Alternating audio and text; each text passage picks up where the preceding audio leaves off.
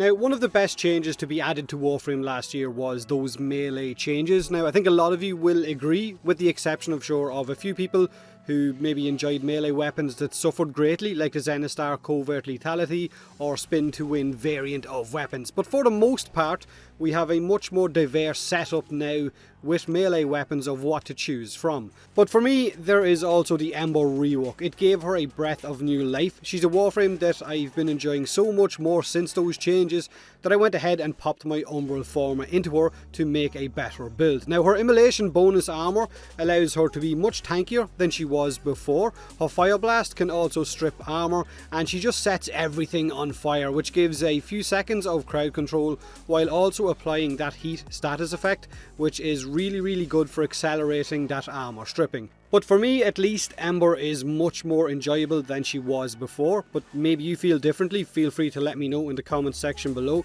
Now, another setup to emerge with those melee changes, which a lot of you probably already know about, and I'm sure someone in the comments section will say that they ran with this setup before those melee changes. Well, good for you, Billy. Clap yourself on the back. Good man, Billy. Off you go. Look at Billy. Isn't he just absolutely awesome? Micro penis.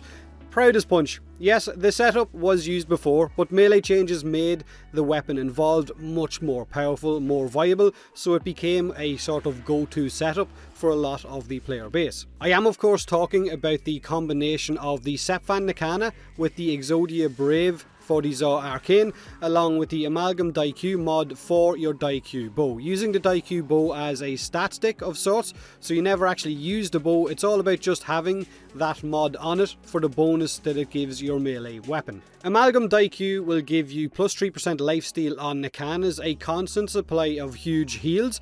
Heavy attacks will be the main focus of this build, of this setup.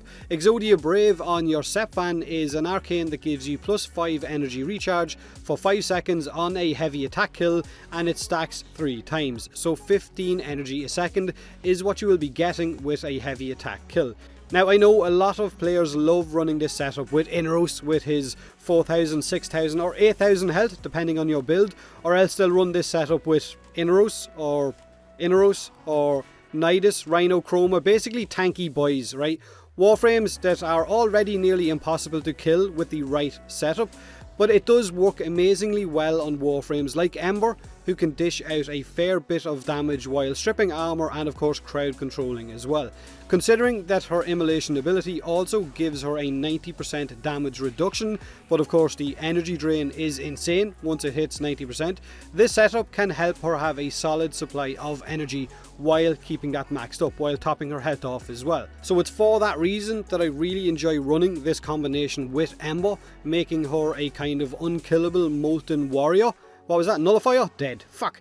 Constant supply of heals, constant supply of energy while stripping armor, crowd controlling, and just basically wreaking havoc. Now, it's unique setups like this mixed with the fast-paced combat, the bullet jumping, the sliding around. It's the reason I play Warframe. You might play it for a different reason, but for me it has always been the nature of the beast, the nature of combat. Why do you play it, in fact? Why did you play Warframe when you played it if you're on a break right now? What was the reason that you stuck around with the game, with the grind for so long? Let me know in the comment section below. I would be really interested to see why everyone plays the game. I know everyone probably fits into a different category, whether it's the combat, whether it's the fashion, whether it's the grind, whether it's playing with friends if you have any. Different categories for everyone. So yeah, let me know. These are the builds used for the purpose of this video, for Ember, for the Sepfan Nakana, and of course the Daikyu doesn't really matter once you've just got that Amalgam Daikyu mod equipped. Let me know if there's any other weird or wonderful setups that you've been running for the last year, whether melee or other weapons in the past few months. Do me a huge favour, hit that like button if you enjoyed the video, or don't if you didn't. Subscribe for more Warframe, and as always, thanks very much for watching.